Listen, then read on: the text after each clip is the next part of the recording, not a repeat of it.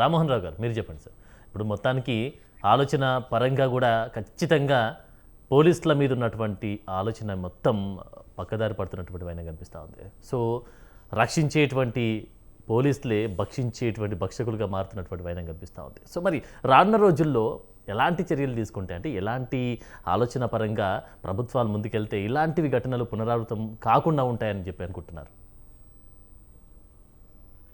ఆనంద్ గారు ఒక పద్యం ఉంది వెనకట. సార్ ఏమనంటే, తనయ చెడుగైన తల్లి తప్పు, తనయుడు చెడుగైన తండ్రి తప్పు, శిష్యుడు చెడుగైన గురువు తప్పు. ప్రభుత్వంలో పోలీసు చెడిపోతే ప్రభుత్వం తప్పు కదా. ఎందుకంటే ప్రభుత్వం అంటే రెండు కనపడతాయి మనకి. విజయభాస్కర్ గారు బాగా తెలుసు. ఏమంటే అంటే ఏదైనా వినతి పత్రం ఇవ్వాలంటే మనం ఎంఆర్ఓ ఆఫీస్కి పోతాం కదా. సెకండ్ క్లాస్ మేజిస్ట్రేట్ అక్కడ ప్రభుత్వం అంటే ఎంఆర్ఓ ఆఫీస్ అనుకుంటాం. సామాన్య ప్రజలకు పోలీస్ స్టేషన్ కూడా ప్రభుత్వం. అది రెండే మనకు కనపడే ప్రభుత్వాలు రెండే. ఒకటి పోలీస్ స్టేషన్, రెండోది ఎంఆర్ఓ ఆఫీస్, ఆర్డీఓ ఆఫీస్, పైకి పోయినా కలెక్టర్. కానీ ఏమైందంటే కలెక్టర్ ఐఏఎస్ లేమో అయిపోయాడు అనడైనా నేను స్వామి కంటే స్వామి భక్తి, రాజు కంటే రాజభక్తి చూపెడితే పోలీసులు కూడా ఏమైందో చూసిండు కదా. మనం చూసాం కదా, సంజయ్ ఏమైండు, సునీల్ ఏమైండు చూసినాం కదా. మనం అయితే వాళ్ళ కేసులు ఎదుర్కొంటున్నాడు లేదా?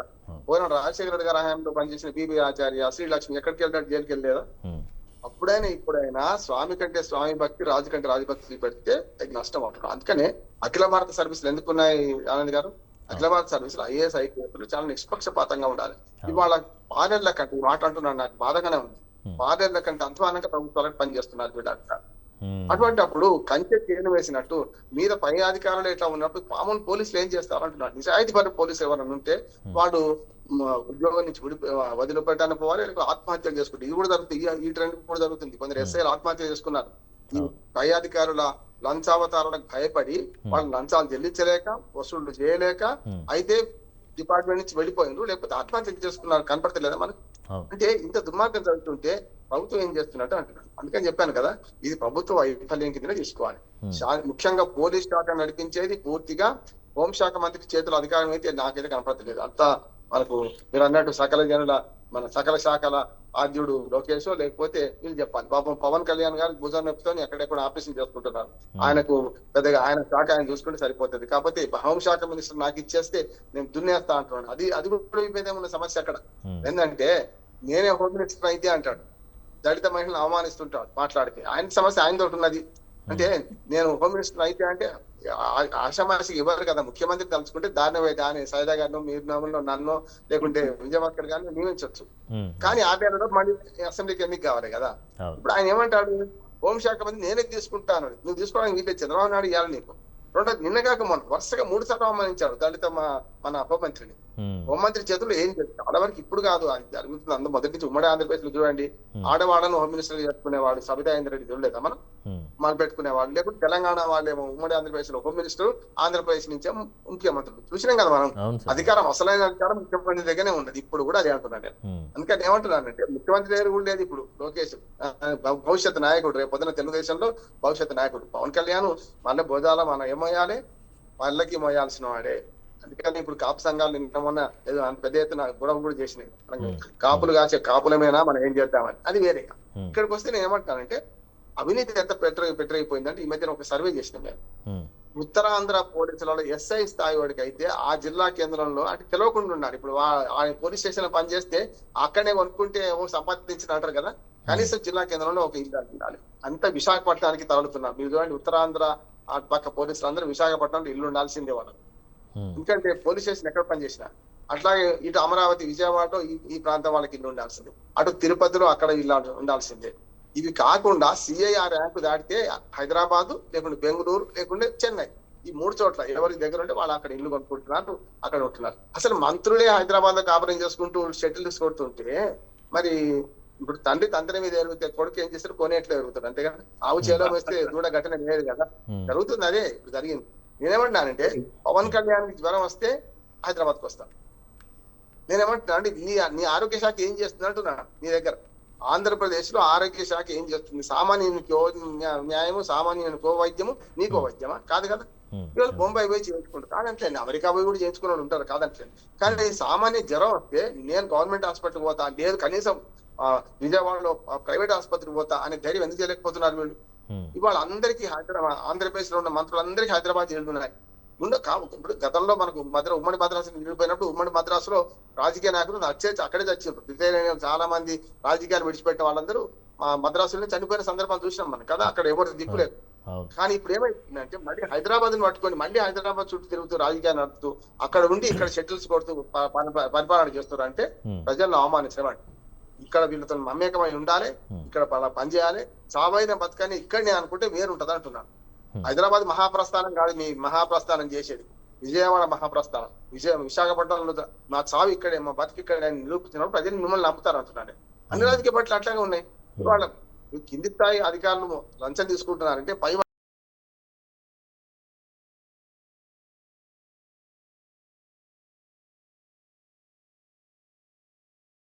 తెలియకుండానే అన్ని ట్రాన్స్ఫర్ జరుగుతున్నాయి. నాకంటే విజయభాస్కర్ రెడ్డి గారికి మన సైదా గారికి బాగా తెలుసు. అన్ని ట్రాన్స్ఫర్ అసలు కానిస్టేబుల్ కూడా ట్రాన్స్ఫర్ చేసే అధికారం ఆమెకు లేదు. పాప ఏం చేస్తారు? నేను జాలి పడుతున్నా. ఆమె దళిత మహిళ. నిజంగా చెప్పాలంటే హోంశాఖ మినిస్టర్ చాలా స్ట్రాంగ్ గా ఉండాలి. కానీ ఇవాళ కనీసం పోలీస్ కానిస్టేబుల్ ట్రాన్స్ఫర్ సైదా కారణం మొన్న ఎస్ఐకి చెప్తే వినడట. ఆమె చెప్తే వినేటట్టు కూడా లేడు ఎవరు కూడా. ఎందుకని హోమ్ మినిస్టర్ కదా సాక్షాత్తు. మరి ఎందుకని ఇక్కడ ఏం చేయాలంటే సంస్కరణ కావాలి. ఏ ప్రభుత్వం వచ్చినా ఐపీఎస్ ఐఏఎస్ ఆఫీసర్లు కొంచెం మేము నిజాయితీగా ఉన్నాం, కనీసం తలెత్తుకొని బతుకుతాం, మేము పైన చదివి వచ్చినాం మేము అనే ఉంటే అప్పుడు వేరు కాదు. పోనీ అందరు ట్రాన్స్ఫర్ చేయట్లేదు కదా. ఒక 100 మంది అధికారులు 10 మంది పనికి అనుకుంటారు అనుకోండి. 90 మంది నిజాయితీగా ఉంటే అప్పుడు ఏమయ్యేదంటే ఈ 90 మంది మాట నెగ్గేది. ఇప్పుడు ఆంధ్రప్రదేశ్ లో ఏం నడుస్తుంది అంటే 10 మంది మాత్రమే నిజాయితీ పనులు, 90 మంది అవినీతి పనులు. ఈ 90 మంది రాజ్యాంగం నడుస్తుంది. మీరు ఇంకోటి సస్పెండ్ చేస్తే ఆడవాళ్ళు ముట్టయినట్టు 3 రోజులే. 3 రోజుల తర్వాత మళ్ళీ అంతకంటే ప్రమోషన్ వస్తుంది వాళ్ళకే పదవులు వస్తున్నాయి. వాళ్ళనే లూపులైన పెట్టిన వాళ్ళని తీసుకొచ్చి ఎక్కడ వేస్తున్నారు. అంటే 4 రోజులు మనం మధ్య పెడతారు. 6 రోజులు చూసినా సస్పెండ్ చేసినాం, అది చేసినాం అంటారు. తర్వాత మళ్ళీ వాళ్ళే పదవులు వాళ్ళకే అందరూ ఉంటాయి. కానీ ఏమవుతుందంటే ఎవరైతే చెంచాగిరి చేస్తున్నారో, ఎవరైతే వాళ్ళ అధికారులు పోయి అడుగులు వస్తున్నారు రాజకీయ నాయకులకు, వాళ్ళకి మాత్రమే ఇవాళ విలువ ఉన్నది. అందులో మళ్ళీ కులాలు కూడా ఉన్నాయి. అప్పుడో కులం మనిషింది రాజ్యం, ఇప్పుడో కులం నడుస్తుంది. అది కూడా చెప్తాను. క్షమించాలని నేను మీ 3 కులాలకు నేను సంబంధించిన వాడిని కాదు. నేను స్పష్టంగా అప్పుడు ఒక కులం నడుస్తుంది.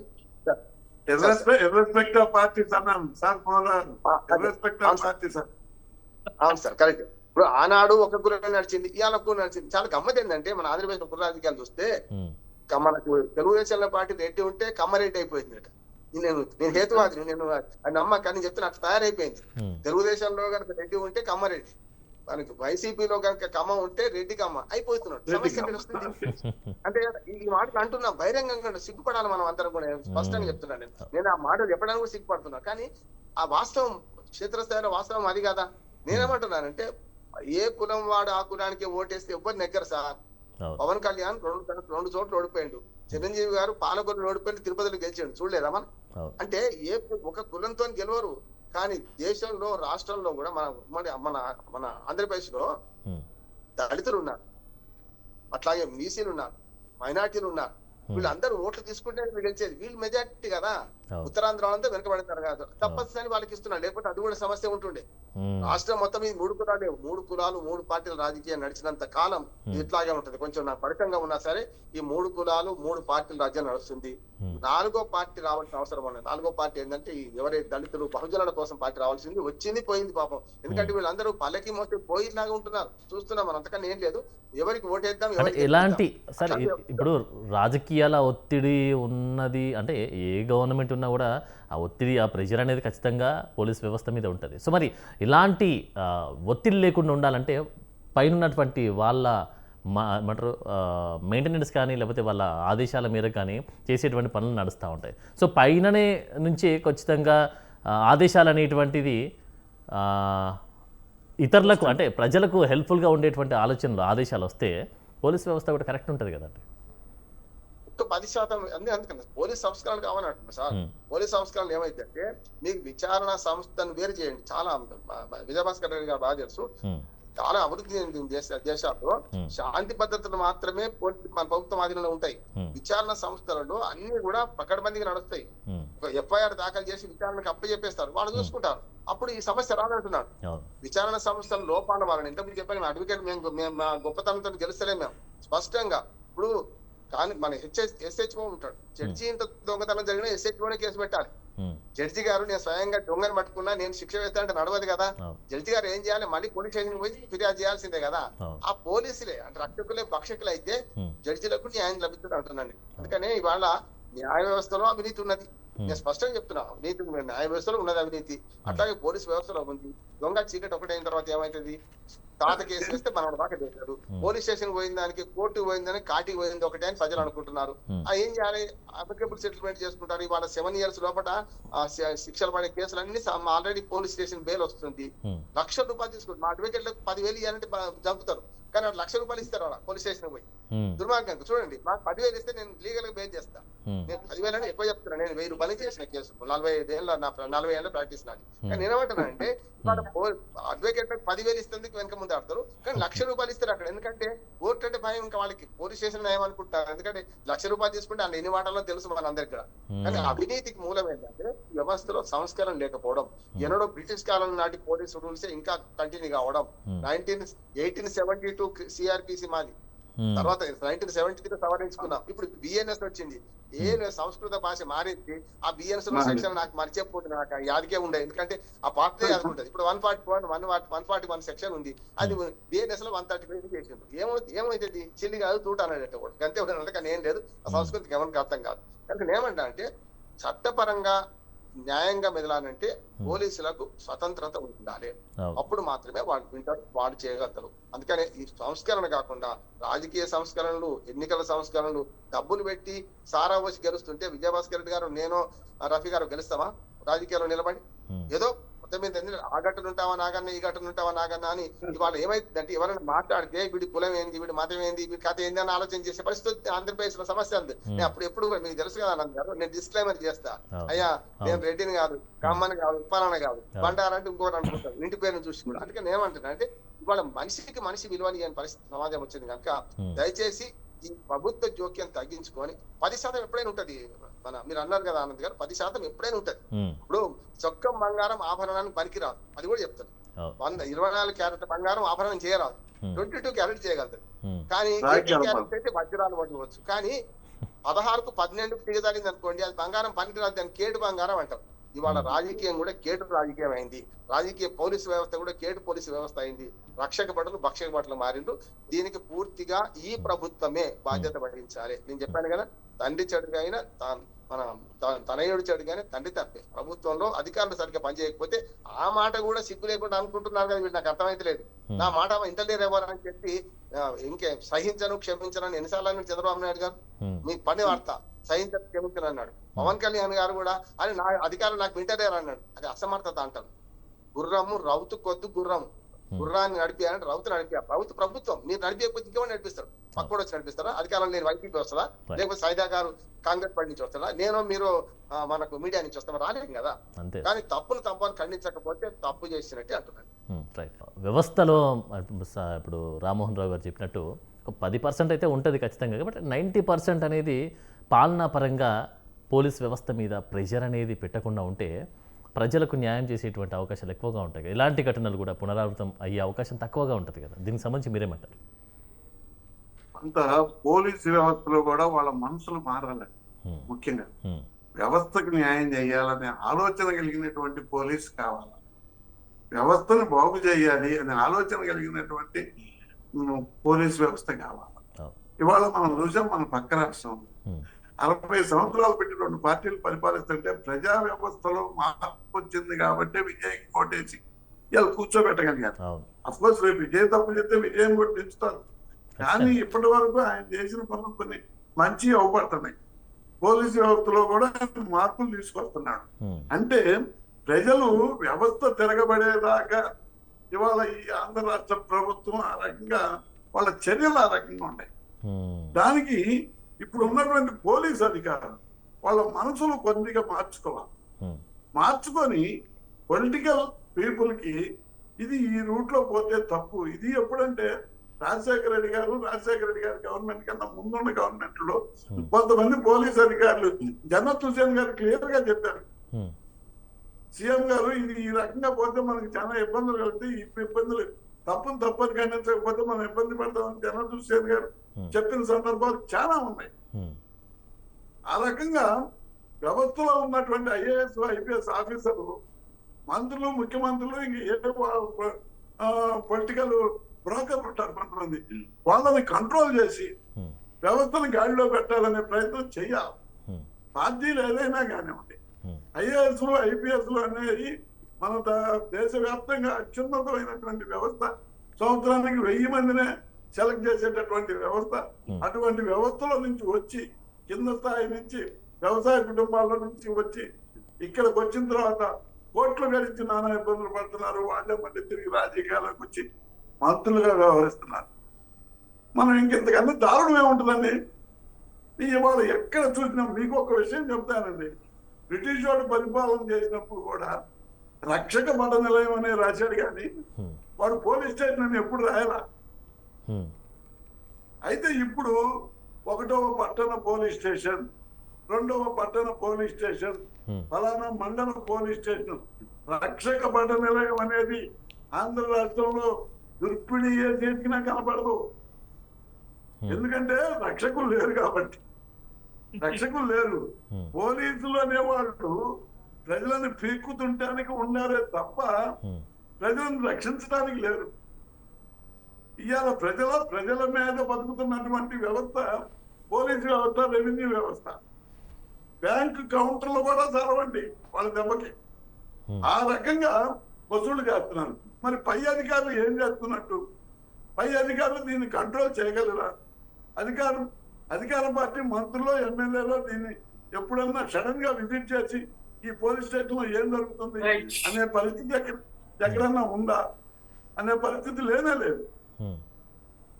ఎందుకంటే వాళ్ళు చెప్పిన రికమెండేషన్ చేయాలి కాబట్టి. హలో సార్ చెప్పండి సార్. ఇప్పుడు గతంలో కూడా మరి మీ గవర్నమెంట్ ఉన్నప్పుడు ఇలాంటి ఘటనలు జరిగాయా? పోలీసుల మీద ప్రెషర్ పెట్టారా, లేకపోతే ఫ్రెండ్లీ పోలీస్కి నడిపించారా? ఇప్పుడు సైదా గారు కూడా ఒక మాట చెప్పారు, గతంలో మీ ప్రభుత్వంలో జరిగినవి కూడా చెప్తే బాగుండు అని చెప్పారు సైదా గారు. దీనికి ఏమంటారు మీరు? మా ప్రభుత్వంలో మేము జరగలేదని మేము అనలేదు కదండి. నేను ఇర్రెస్పెక్ట్ ఆఫ్ పార్టీస్ అనే అన్నా. నేను ఇర్రెస్పెక్ట్ ఆఫ్ పార్టీస్. నేను ఒక 40 ఏళ్ళ సర్వీస్ ఉండొచ్చు. నాకు దాదాపు 38 ఏళ్ళ సర్వీస్ ఉంది అడ్వకేట్ వృత్తిలో. ఇప్పుడు చాలా చూస్తున్నాం మేము. న్యాయమూర్తి సాక్ష్యాలు సక్రమంగా లేవు, కేసు పెట్టారు, ఈ నేరస్తుడు కాదని ఎప్పుడు చెప్పడం. మనం ఈ మధ్య ఒక సినిమా కూడా చూసామండి, జానకి వర్సెస్ కేరళ స్టేట్ అని. సురేష్ గోపి సినిమా ఒకటి వచ్చింది, చూసారో లేదు? దాంట్లో క్లియర్ గా ఈయన ముద్దాయి తరపు వాదించి మళ్ళీ హైకోర్టులో వచ్చాక వాళ్ళ చెల్లెల ద్వారా ఫిర్యాదు తరపున పరిచి ఫిర్యాదుకి న్యాయం చేస్తాడు. అంటే అక్కడ ఎట్లా ఉంది పరిస్థితి చెప్పండి. అట్నే వ్యవస్థలో మార్పు వ్యవస్థలో మార్పు వచ్చినప్పుడే పోలీసుల్లో కూడా ఇప్పుడు మేము చిన్నపిల్లప్పుడు రామ్మోహన్ రావు గారికి తెలుసు, పుట్ట పోలీసు వస్తే పరిగెత్తేవాళ్ళం. రోడ్డు మీద అరుగు మీద కూర్చున్న వాళ్ళు గోళీలు ఆడుకుంటాను, బిళ్ళపడి ఆడుకుంటాను ఉన్నప్పుడు పోలీసు వస్తున్నాడంటే ఆ మధ్య లేకుండా పరిగెత్తేవాడు. ఇవాళ పోలీసు వస్తున్నాడంటే గంధాయి దాకా ఎదురుపోతున్నాడు. ఇవాళ పరిస్థితి అంటుందంటే ప్రతి ఊళ్ళో గంధాయి, ప్రతి ఊళ్ళో బెల్ట్ షాప్ 4 ఏళ్లకు ఒక బెల్ట్ షాప్ ఉందండి. 4 ఏళ్లకు ఒక బెల్ట్ షాప్. ఎంత దారుణంగా ఉందంటే రాష్ట్రంలో పరిస్థితి. అంటే ఒకళ్ళని నిందించడం కాదు, లా అండ్ ఆర్డర్ పరిస్థితి దుర్మార్గంగా ఉంది. ఇంకొక విషయానికి వస్తే పవన్ కళ్యాణ్ గారు పదే నేను హోమ్ మినిస్టర్ని అయితాను అంటే హోమ్ మినిస్టర్ని మీరు అవమానం చేస్తున్నట్టే.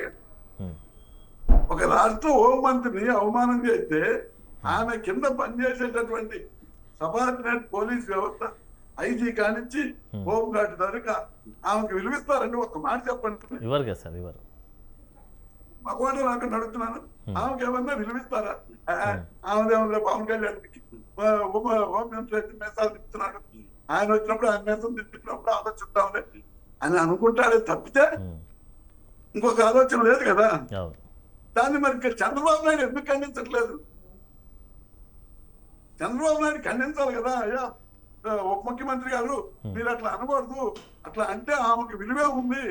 మహిళని, ఒక దళిత మహిళకి మనం పదవి ఇచ్చాము, ఉద్యోగం సక్రమంగా చేసినా చేయకపోయినా వ్యక్తిగా విలువ ఇయ్యాలా, పదవికి విలువ ఇయ్యాలా అనేది మనం తెలియజేయాలి కదండి. దానికి కూడా ముఖ్యమంత్రి గారు నవ్వుకుంటా ఉప ముఖ్యమంత్రి గారితో దాన్ని కూడా డిస్కస్ చేసుకుంటున్నారు. ఇంత దౌర్భాగ్యమైన స్థితిలో ప్రభుత్వాలు ఉన్నాయి. మనం ఏం చేస్తాం అంటే మీ గవర్నమెంట్ లో ఇది జరగలేదా అని అంటారు. మా గవర్నమెంట్ లో కూడా జరిగినాయి. కానీ నెలలో 6 లాకప్ డెత్తులు కేసు ఎక్కడ జరగలేదు. ఏ గవర్నమెంట్ లో జరగలేదు. నెలలో 6 లాకప్ డెత్తులు. మీకు చెబుతానండి, సాయి కృష్ణ, శాంతి కుమార్, అనుభవ కొండలు, విడుగురాల అతను, దర్శు గంగమ్మ, ఇవన్నీ ఏంటి అండి. సార్ మరి ఫైనల్గా ఏం చెప్పదలుచుకోండి సార్ పోలీస్ వ్యవస్థ మీద మీ యొక్క అభిప్రాయం? దాంతోపాటు పోలీస్ వ్యవస్థలో సమూల మార్పులు రావాలంటే మీ ఆలోచన ఏంటి? ఏం చేస్తే బాగుంటుంది అని చెప్పేసి అనుకుంటున్నారు? ముందు వాళ్ళ మనసులు మారాలండి. పోలీసుల యొక్క మనసులు మారాలా? లంచాలు ఇచ్చి ఉద్యోగాలు ప్లేస్మెంట్లు తీసుకోకూడదు. పోలీసులు వాళ్ళ మనసులో మారాల. రైట్. ఇప్పుడు నేను సత్య ఆనంద్ గారు, నేను గుంటూరు పోలీస్ స్టేషన్ లో ఉన్నాను, మీకు #1 పోలీస్ స్టేషన్ ఇప్పిస్తాను, 10 లక్షలు తెద్దరాని నేనే మీకు చెబుతున్నా. సాటి పోలీసు అయ్యి ఉండాలి. ఓకే, నేను వద్దే నువ్వు మిమ్మల్ని కొత్తపేట వేపిస్తానండి, 10 లక్షలతో కొత్తపేట వేస్తారు, ఇద్దరం కలిసి నేను అల్లనేపేట, నువ్వు కొత్తపేట దున్నుకోవచ్చు, ఇబ్బంది లేదు అని నేనే చెబుతున్నా. ముందు వాళ్ళ మనసులు మారాలండి. పోలీసులు అందరూ తీసి ఉంటారని నేను అన్నాం. ఉంటారు కొంతమంది ఆ కొంతమంది 90% చేయాలి. రామ్మోహన్ రావు గారు చెప్పినట్టు 90% చేయాలి. అంటే ఇవాళ గతంలో మా గవర్నమెంట్ లో ఏ పోలీసులు అయితే కాళ్ళు చేతులు విసిగి 11 స్టేట్లో పోస్టింగ్ వేయించుకున్నారు, అదే పోలీసులు మా నాయకులు నెడుతున్నారు చొక్కాలు పట్టుకొని. ఎంత దారుణం అర్థం చేసుకోండి. అదే పోలీస్ ఇన్స్పెక్టర్లు, అదే పోలీస్ డిఎస్పీలు మా మంత్రుల్ని, మాజీ మంత్రుల్ని, మాజీ ఎమ్మెల్యేలని, ఎమ్మెల్సీలని చొక్కాలు పెట్టి ఈడ్చి బయటకి వేస్తున్నారు. నాకన్నా సిగ్గుండాలి కదండి కొంత. నాకు వ్యక్తిగతంగా నాకన్నా సిగ్గుండాలి కదా. మన కళ్ళకాడికి వచ్చి పోలీస్ స్టేషన్ లో పోస్ట్ అడిగినాడు, ఇవాళ మనకి ఎలా పట్టుకొని బయటకు లాగుతున్నాడే అనేది ఉన్నారుగా. రేపు తెలుగుదేశానికి కూడా అదే పరిస్థితిగా, రేపు తెలుగుదేశం కూడా అదే పరిస్థితిలో ఉంటదిగా. కాబట్టి నేను అనేది ఏంటంటే, రాజకీయ నాయకుల్లో మార్పు అనేది పక్కన పెడితే పోలీసుల్లో మార్పు రావాలి. పోలీసుల్లో మార్పు వస్తే వ్యవస్థలో మార్పు వస్తుందండి ఖచ్చితంగా. ఒక పోలీసు సిన్సియర్ గా ఉన్నాడు అంటే ఆ ప్రాంతంలో నేరాలు తగ్గుతాయండి ఖచ్చితంగా. డెఫినెట్ గా చెప్తున్నాను. నేను క్రిమినల్ అడ్వకేట్ గా చెప్తున్నాను. ఒక పోలీసు సిన్సియర్ గా ఉన్నాడు అంటే ఖచ్చితంగా ఆ ప్రాంతంలో నేర ప్రవృత్తి తగ్గుతుంది. Right sir, thank you very much. Right, thank you very much sir. Media డిబేట్లో పార్టిసిపేట్ చేసినటువంటి చిట్టా విజయభాస్కర్ గారికి, అలాగే బండారు రామ్మోహన్ రావు గారికి, షేక్ సైదా గారికి ధన్యవాదాలండి. సో చూసాం కదా, ఏపీలో టోటల్గా పోలీస్ వ్యవస్థ మీద ఆరోపణలు ప్రత్యారోపణలు కూడా వస్తున్నటువంటి వైనం కనిపిస్తూ ఉంది. రోజు రోజుకి ప్రజలను రక్షించేటువంటి పోలీస్ వ్యవస్థ భక్షించేటువంటి భక్షకులుగా మారుతున్నటువంటి వైనం కనిపిస్తున్నట్టు కూడా ప్రజల నుంచి, అటు ప్రతిపక్షాల నుంచి, ఇటు వ్యక్తమవుతున్నటువంటి వైనం కనిపిస్తుంది. సో మరి రోజు రోజుకైతే పోలీస్ వ్యవస్థ మీద ప్రజల ఆలోచన సన్నగిలుతున్నటువంటి వైనం కనిపిస్తూ ఉంది. ఇక రానున్న రోజుల్లో ఎలా ఉంటుంది, దాంతోపాటు ఎలాంటి సమూలమైనటువంటి మార్పులు చేస్తే బాగుంటుందంటూ కూడా విమర్శలు వ్యక్తమవుతున్నటువంటి వైనం కనిపిస్తూ ఉంది. సో ఇది ఇవాల్టి మీడియా డిబేట్ అంశం. మరొక అంశంతో మళ్ళీ కలుద్దాం. నమస్కారం.